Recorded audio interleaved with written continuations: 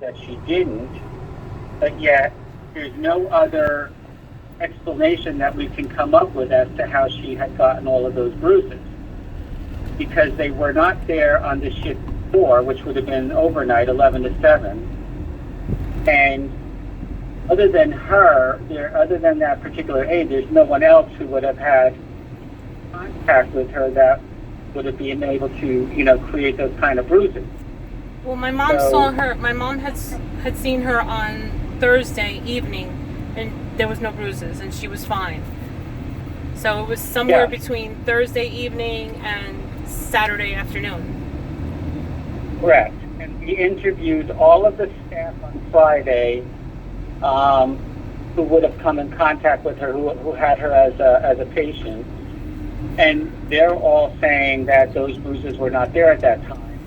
And the reason we kind of believe that is because the bruises on Saturday they weren't old bruises. They looked like they were newer bruises. If they were older, they all would have been bluish and black and yellow, and your grandmother's alertness would have already been affected. So that's why something must have happened on Saturday morning. So that's the best we can tell you at that time, because that's the only thing we're able to come up with. Of course, the aide is not. She's only every other weekend aide anyway, so she would not be due back until 2 weeks. But that'll be addressed by us with that.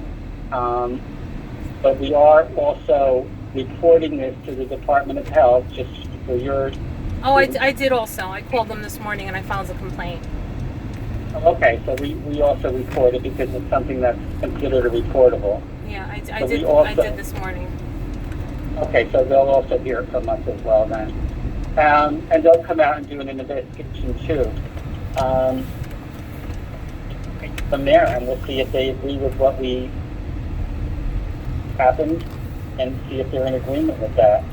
Yeah, it just doesn't help me in reassuring me that I entrust your facility with her care, and this is the outcome. I have my grandmother now with a subdural hematoma, and she can't conjure up a sentence. It just... I understand that, and believe me, we all feel horrible about that. I don't think anything that happened was intentional, but I just think it happened, and she's just refusing to admit that that's what happened. But there is really no other logical explanation, because only very few amount of people that would have this type of contact with her where something like that could have happened. We're pretty sure, we're pretty confident that it didn't happen during the night or at any time on Friday. So we're kind of narrowing in on this the 3 shift, and obviously the morning of that shift, and we really kind of think that this is what happened, and the ages, for whatever reason, is admitting that that's what happened.